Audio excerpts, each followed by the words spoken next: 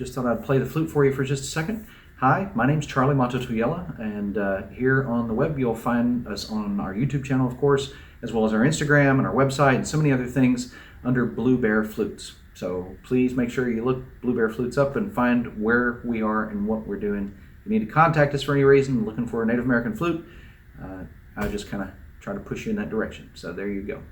Anyway, today I'm making a video to help you learn something that I really think everybody would benefit from.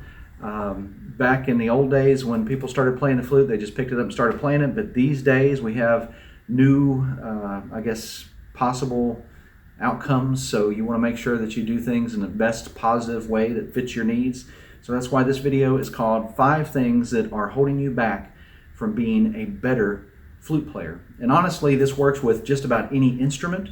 It works with especially the Native American flute, which I'm very familiar with. And like I said, we've got a lot of videos. If you haven't seen them, make sure that you like, subscribe, hit the bell icon when you do so that you can follow up on our new videos as they come out. We've got a lot of videos archived already. We're not even archived, but you know, back in the old days when we started making them on playing and making Native American flutes. So we got a lot of that. That having been said, I'm going to go ahead and go into number 1 here. The one thing that might be holding you back from playing the Native American flute is bad advice.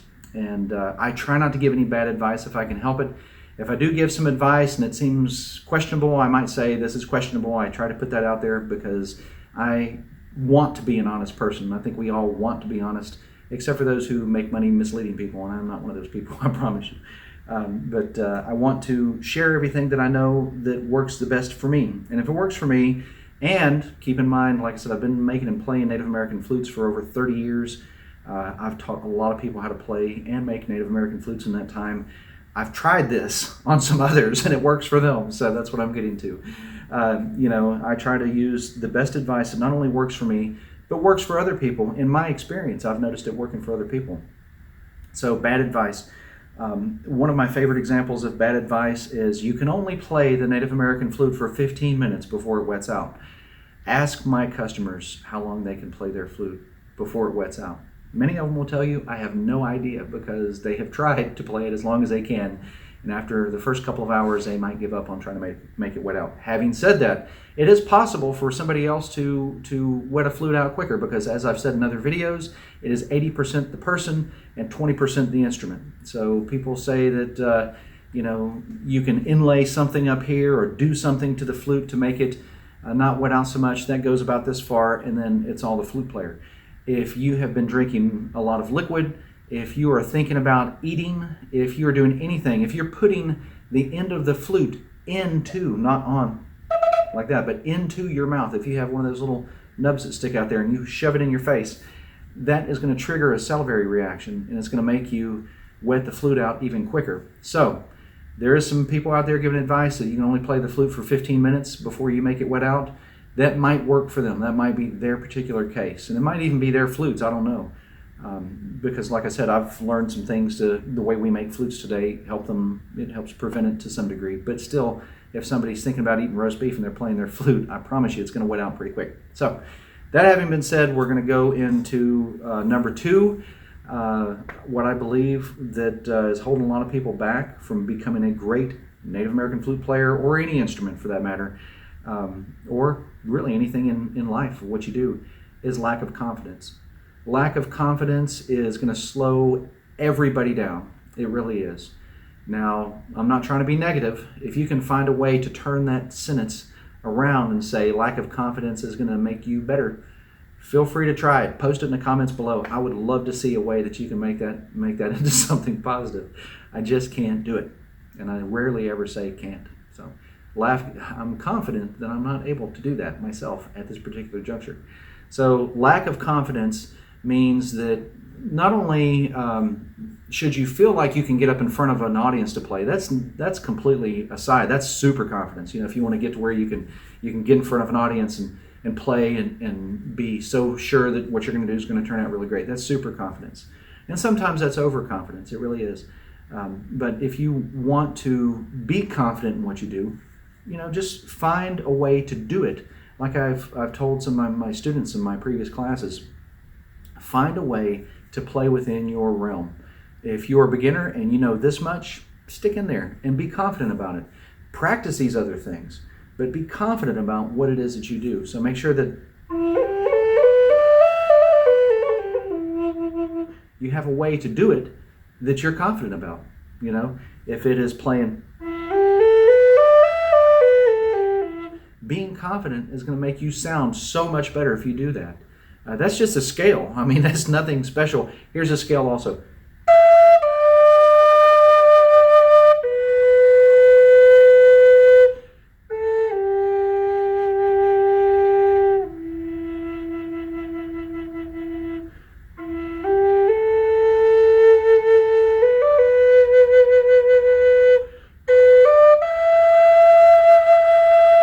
That's a scale. I went down and I went up the scale. Most of you are saying, oh, that sounds great. It's a scale. Whatever it sounds like, that's just confidence playing that scale, because I played it for a long time and quite a bit. So confidence. Be confident in what you do. Be happy with what you do. When you're confident, you sit up straight. You, gosh, I remember my English teacher, I'm trying not to quote what she says, but you kind of poke your chest out, you know, you're confident, you're resilient, you're, you know, I am person, hear me roar. You know, that's the key to everything is confidence. So make sure you focus on that. Number 3, something that might be holding you back, that is just really slowing you down. And this isn't a way for me to sell you a flute. It's not. The whole video of me helping you, if you want to take my advice and you think, oh, this guy's so great, I'm going to buy a flute from him. Or I bought hundreds of his flutes, I love them, I want to buy more. That's okay. But this is not my way of trying to sell you a flute. That's people telling you you can only play a flute for 15 minutes, so you ought to buy a dozen of them so you can play for an hour. No. I know, you've done the math, it's only 4. Anyway, playing the wrong flute for you, for what it is that you need. So let's say you've been playing the silver flute for a long time, but you really want something that sounds mellow. Maybe this is what you need. Maybe a shakuhachi is what you need. Maybe a kina is what you need. Maybe a Chinese tei is your speed. Maybe you're trying to find, you know, maybe you need a vat. Look up a vat. That's just overwhelmingly cool. It's a neat Vietnamese, I think, flute that you kind of play on a little spindle. It's technical, yes, but this is what I need to make me play and make me sound good. So make sure that you're playing the right flute for what it is that you need. Do you really need that super mega low giant bass flute that you have to, you know, do like this? I know I make them, but does that mean that's what you need? Not necessarily. And 2, if you have tinnitus, I have tinnitus. Okay, my ears are ringing as we speak. When I stop and think about it, I can hear a whole chorus of ringing of the ears, you know, and so I have tinnitus. But I love playing high-tone flutes. They are my favorite, and I play them well. At least I feel like I do. I'm confident that I play them well. I love the sound that they make. I have made videos and posted them on Instagram and on YouTube of me playing high-tone flutes that people say, that's so beautiful. And, you know, I appreciate that. I really do. I like high-tone flutes. I do. It does not affect my tinnitus, not at all. That's an idea for most people. If you were in the military in the 1940s and people stuck your head underwater and they pulled the trigger on a gun stuck in the water, you may not like high-tone flutes. But for everybody else, it's a concept, it's an idea, it's a notion that I need this mega low bass contra expensive, stupid crazy flute. You don't need that. You don't. This flute here's, you know, pretty reasonably priced and medium tone. It's a low E, but you know, I could play a high tone flute for you and you'd probably love it just the same. You don't really need those extra bucks spent. You don't need to spend something that, you know, you don't need a flute that's covered in gloss and lacquered and shellac. You know, Native Americans didn't originally do that. You don't have to have this kind of stuff, you know. I have a little bear on the back of my flutes these days. I didn't have it in the past. I may not have it in the future. I don't know. But I stamp these in here by hand with a metal burning stamp. You know, I've thought about laser etching some stuff, but I don't do it because Native Americans, typically back 1,000 years ago, we haven't found examples of, I should say. That's kind of keeping all my disclaimers straight and in line. I am one of those ancient alien theorists. But Native Americans didn't necessarily use lasers to etch stuff into their flutes back in the old days. Might have used it for something else, but not that. So if the flute's too big or too small or has a bad sound quality, or you can't produce a good sound quality on it, it might be time to change your flute. You don't have to buy it from me. It'd be nice if you did, but you know, I'm not asking you for it right now. But watch out. There are inexpensive flutes out there that may not be that great. Really, I can't think of any of them that are inexpensive, except for the ones we make that are inexpensive, that are really super good quality for what you get. There again, I make them myself. They're made in the United States, and they're made, well, I don't make all of them. I'm going to tell you that right now. I don't make all these flutes myself. My wife makes some of them. My sons make some of them. My daughter makes some of them. We have people that help us do this and help us do that. I have a guy that helps me with my website on occasion. I make a lot of it myself, though. You know, I don't grow the trees. I don't cut the lumber. I buy lumber from a lumber yard, you know, so you got to think about that kind of thing. However, these are not cheap imported flutes, and I'm not putting down people who make flutes out of the country. That doesn't make you cheap, but people buying 1 million flutes for $1 a piece and then reselling them to you for $35, that's not right. That's really not right. You need to think about that, and you need to not only think about that, but look into what I'm talking about. The next thing, if you would know this, it would not hold you back from being a better flute player. The next thing is lack of practice. You know, a lot of people, that's just it. I can't find time for this. I can't find time for that. I can't find time for whatever. Lack of practice is really the one thing that holds a lot of people back from being a really great flute player. Now, I've practiced for a long time. Yes, I really have. However, in my life, I have found people who could pick the flute up and in 10 minutes could play great, play really fantastic. And there are people who can pick it up and in a year's time may not have practiced that much and don't sound really great. But I guarantee you, I promise you, I ensure you, I can't instill enough, if you practice for that whole year, you'd be pretty good, you know. If you're not being pretty good, you need to find out what you're doing wrong and then practice that. Don't practice bad mistakes unless you want to replay them. Like I've mentioned in other videos, you know, if you make a mistake and you thought, hey, that sounds pretty cool, practice that. That's how new techniques evolve, you know, and that's how they come about. Or how they're created if you don't believe in evolving techniques. But that kind of leads me into my last thing. Number 5 of this great list of things that might be holding you back from being a great Native American flute player or silver flute player or trumpet player, baritone player, bassoon player, upright bass player, keyboardist, you know, I don't know, typing keyboardist, you know, anything that's holding you back. This is one thing that might be holding you back also. And it's kind of contrasting to number 4, but too much practice. You know, you can practice too much. You can practice so much that you get frustrated and you think, I'm just never going to be able to do this. I am terrible. I'm not ever going to be a flute player. Listen to this guy. He can play beautiful. Listen to this woman. She's the most excellent flute player I've ever heard. Look at this person. They have been on YouTube for 10 years making videos about how to play and make Native American flutes. Look, you don't have to get burnt out. There's ways around getting burnout. And one of my personal favorite, as a person of Native American descent who has grown up in the world that you see around you today, maybe a little bit older version of it at some points in my life, and maybe a little newer version of it in more recent points in my life. I grew up in the swamp. I ate catfish at least 3 times a week. We grew our own vegetables. For a short time in my life, my parents had bees, and I now have bees. You know, I grew up in that environment, and there's so many times, my wife will tell you, we get to where we miss it really bad. We both lived in the woods, and today we still we have a reasonably sized piece of property, and I'm looking out my windows right now at those trees thinking, boy, I need to be out there right now. But that's just it. You might need to find a new environment to play your flute in.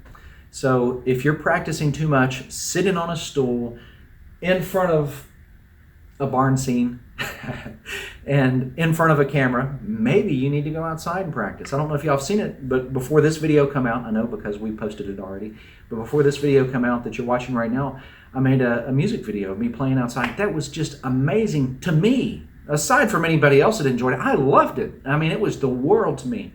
Going out there, being around nature, listening to the birds, there were streams. If you live in a city and you don't have a park, I know in these days, gosh, I've got a friend in Ecuador right now who's living there because it's convenient for her situation, and she's living in an area where she can't get out into these other environments. We talked about it here recently, and in that particular case, find a new way to play. It might not be the outside environment. Maybe you need to turn on some sounds of birds. You know, there's a lot of great places out there that have bird sounds and bird recordings and natural stream recordings. Maybe you listen to that while you play the flute. That might do it for you.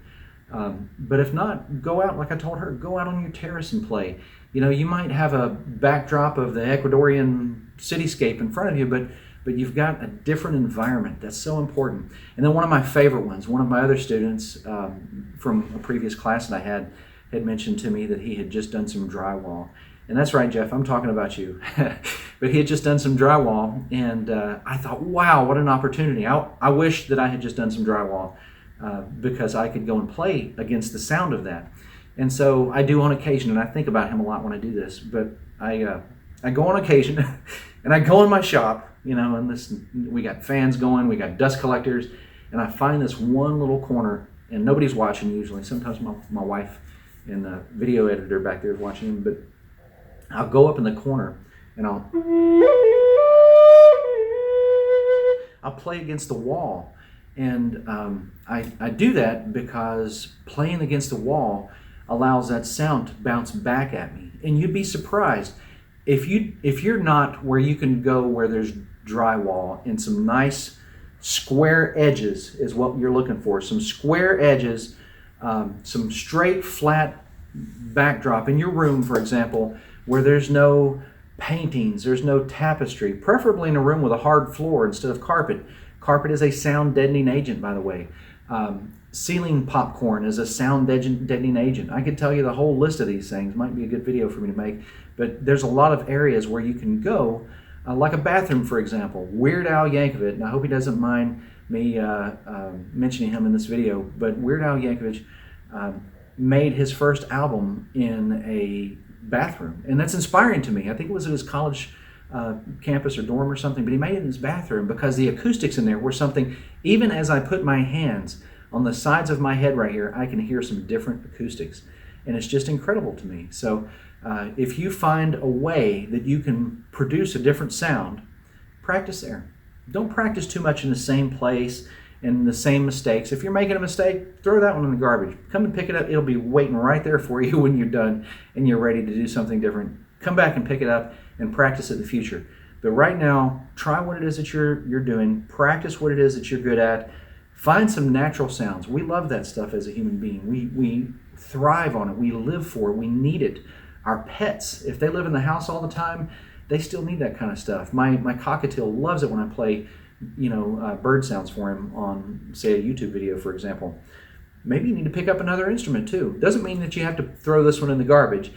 Set it down. Pick up a ukulele or a jaw harp or a harmonica and play that for a while. And when you do, come back to this instrument, and I guarantee you it's going to make you a better flute player. It will. So just my experiences anyway. There again, just some guy on YouTube, on the internet, making videos about how to play and make Native American flutes, and I've done haven't made these videos for that long, but I've made them for a long time, but I've made a lot of flutes, oh my gosh, over the last 30 some odd years of my life. So once again, I hope you guys have found some benefit in this video. I hope that you find something useful in it. Feel free to comment, like, and subscribe if you like the video. If you didn't like the video, check some of our others out. If you want to learn about making Native American flutes, we got a lot of that. If you think, oh, I bet this guy's never thought of this, or I wonder how you make this part of the flute, please look on our channel. You will find the answer to your question. So anyway, please like and subscribe if you would. We appreciate you very much. I'm going to go back to flute playing while I'm here in this quiet room where there's nothing else, and I can enjoy it. Once again, this is Charlie Mato-Toyela signing out for Blue Bear Flutes and BlueBearFlutes.com.